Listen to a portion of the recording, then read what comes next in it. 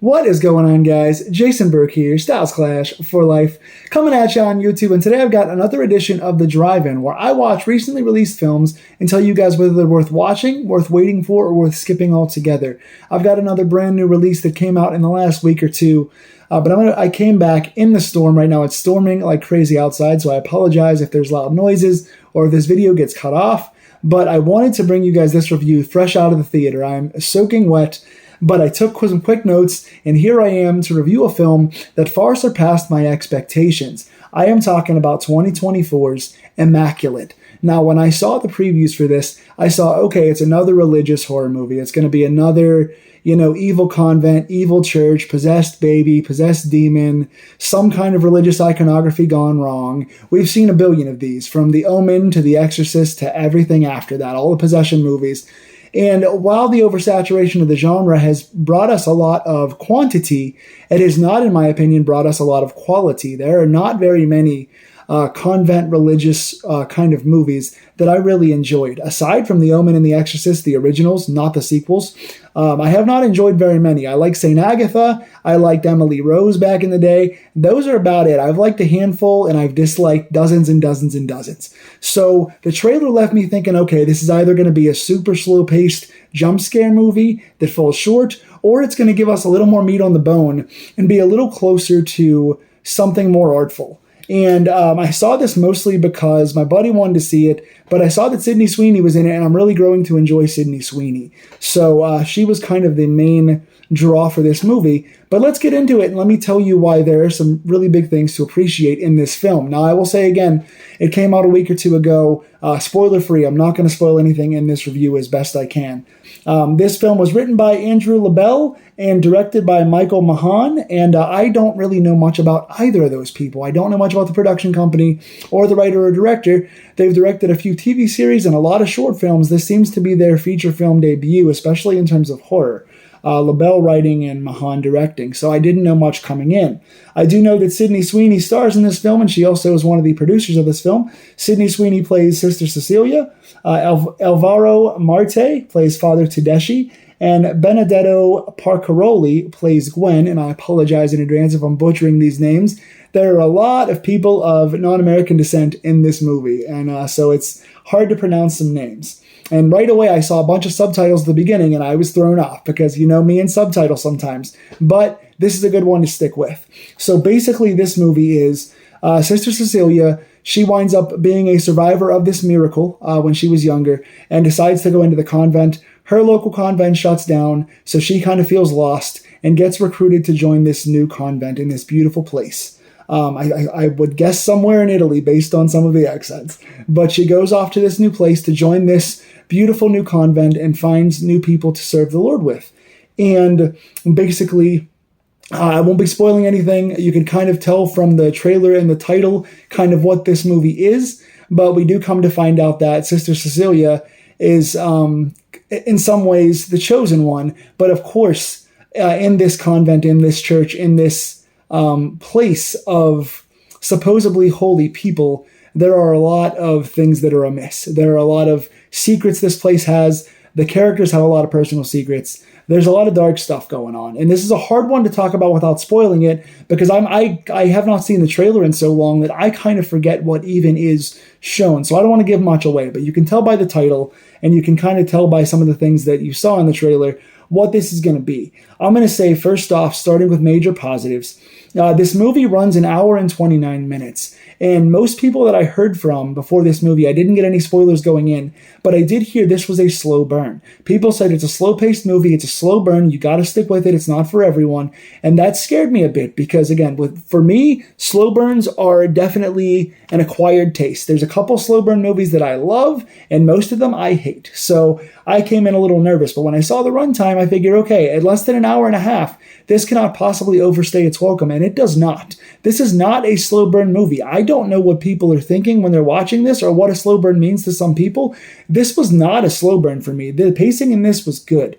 Let's talk about the biggest positive first. Sydney Sweeney. Sydney Sweeney as Sister Cecilia plays a great character because her journey, you feel every bit of her journey. As you're watching this movie, you are brought into her world where she undergoes body changes and religious crisis of faith moments and not being able to trust anyone and being put through mental torture with her past, being forced to bring up secrets and unearth secrets, just all kind of mental and physical torture. And she goes on this journey almost kind of like Ready or Not. When you watch Samara Weaving in Ready or Not, by the end of this movie, you just want to hug Sydney Sweeney and say, I'm sorry. She was put through it in this movie, and I can imagine as an actor, it was traumatizing for her.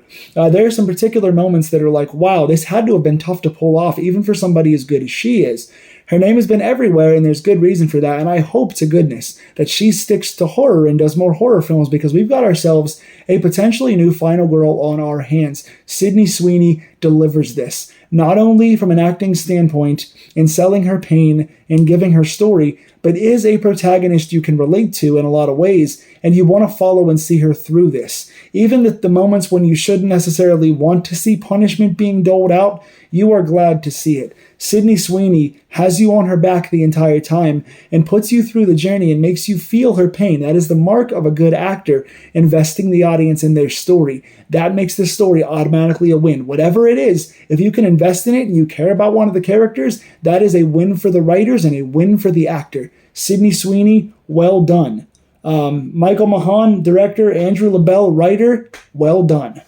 Nextly, cinematography. This is shot in a beautiful church convent, church type area. I don't really know what you call the overall sanctuary in which these people are all staying, if you call it a convent. But it is a beautiful, spacious, just awesome looking church, awesome looking. They managed to have the sisters' rooms be kind of these quaint, quiet little unsuspecting rooms, but then there's these long, beautiful hallways. There's a lot of religious iconography on the walls. There's a lot of just like they frame the doorways well. They do shots from above, shots from below.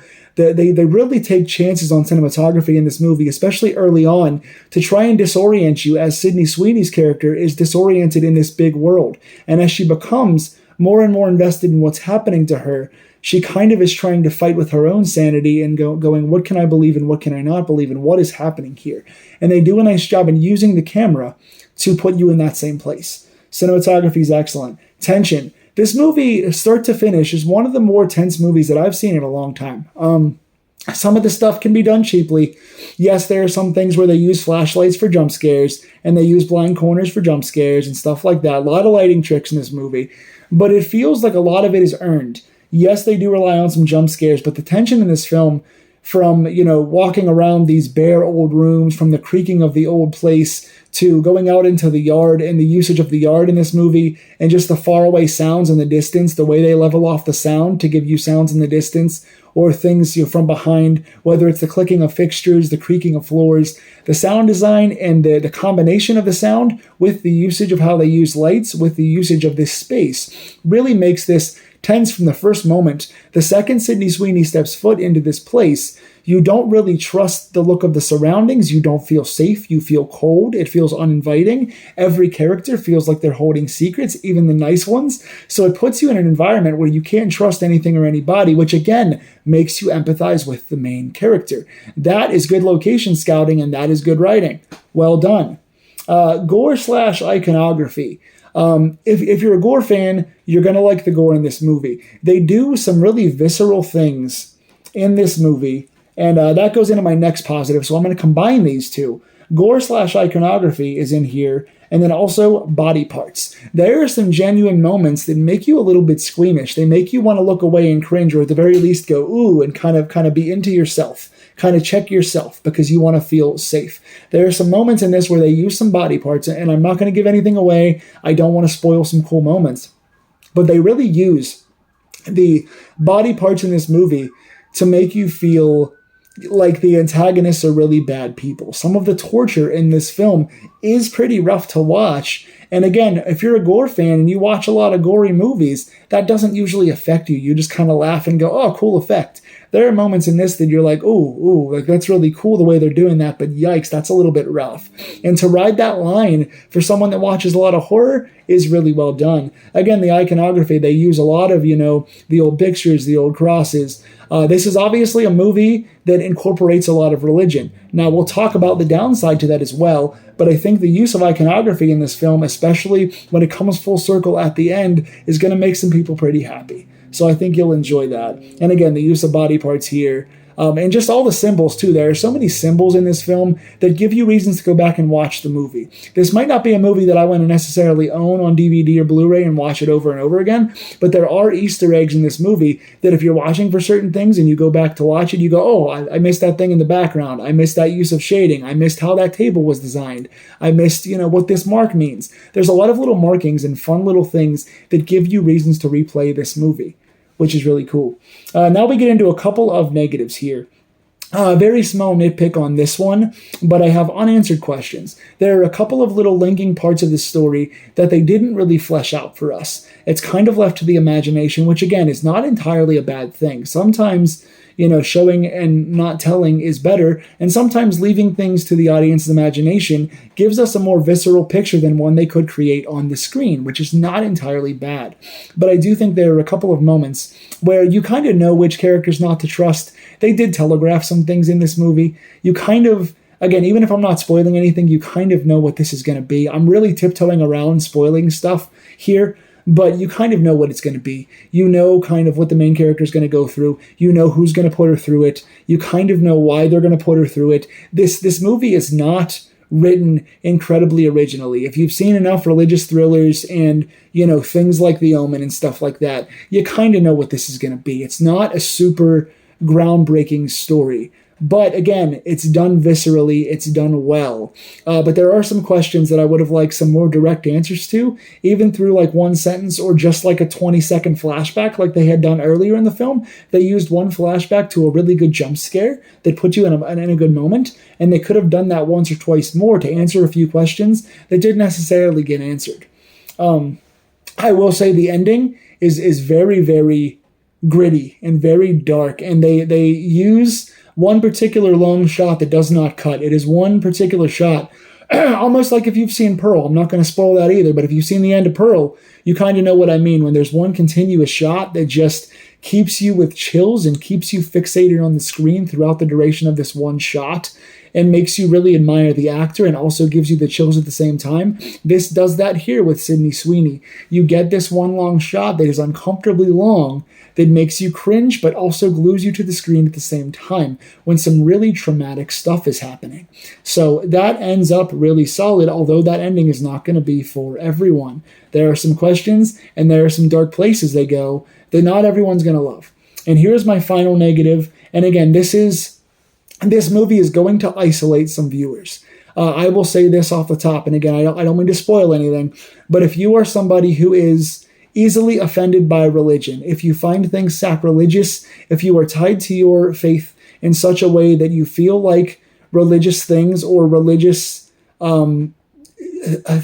things tied to violence, you're not going to want to see this movie. If you are very, staunch, whatever your religion is, and you feel like horror movies and religion don't mix and they take things too far, they go pretty far here and you're not going to want to watch this. Trigger warning to those who are staunchly religious, who are offended by religious type of entertainment things and don't find these things entertaining. I'm a religious person who has religion in my life and faith in my life, but I can take this separate as entertainment, and I can really appreciate the art and enjoy it for what it is, and I'm not offended by things like that. A lot of people are, and those people are not going to like this movie.